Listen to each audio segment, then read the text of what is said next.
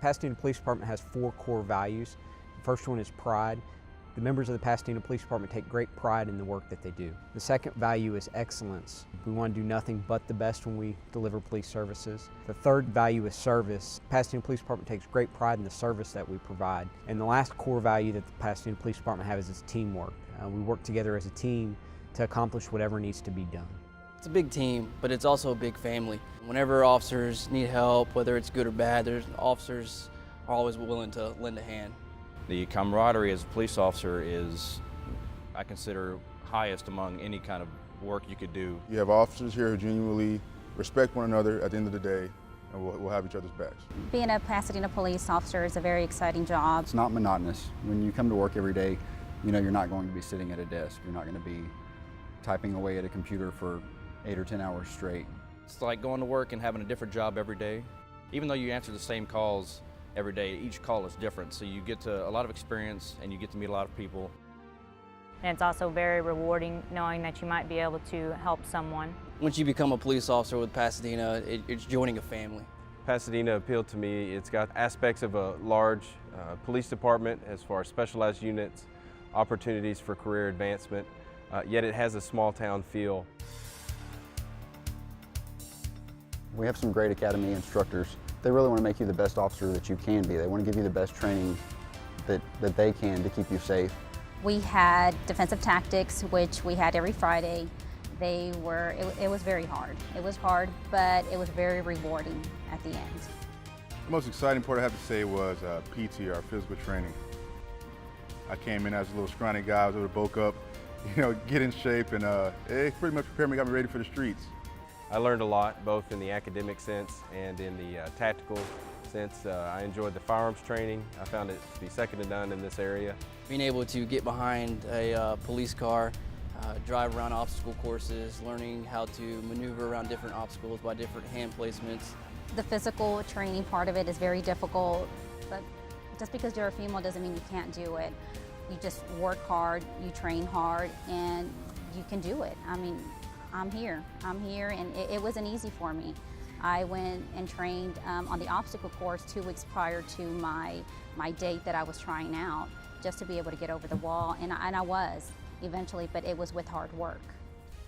It's physically demanding. The time is demanding, but you'll be a better officer for it. Once a cadet graduates the academy, they are assigned to the FTO program on all 3 shifts. They rotate through every shift so that we can properly evaluate them and so we can teach them different skills throughout the entire program.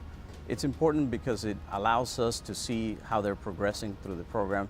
It allows us to see what they've learned in the academy and how they can put it to good use on the streets. The FTOs that we have are great. They're good teachers. They're always there to guide you. They won't let you fail.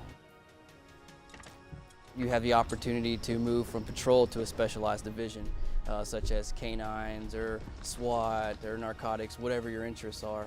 The good thing about Pasadena is it's small enough to know everybody on a personal level, but it's big enough to have the same opportunities as other departments.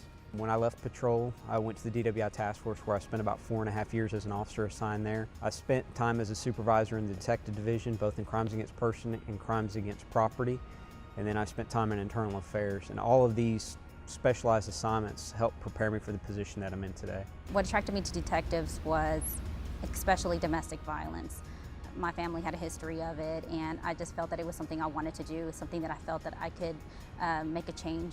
Not only am I a detective for domestic violence, I'm also on the crisis negotiation team, where if someone is having a difficult time, you are available to help them out as well. Yeah, we're big enough where if there's somewhere that you want to go within the department, if there's a different type of police job that you want to do, we have it. When I made the decision to apply to Pasadena, the benefit package was one of the first things I looked at.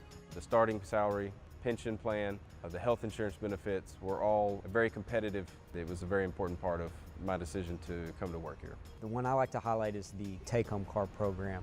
It is probably the best in the state, and they're allowed to use it off-duty in certain circumstances. Pasadena has a small town feel to it.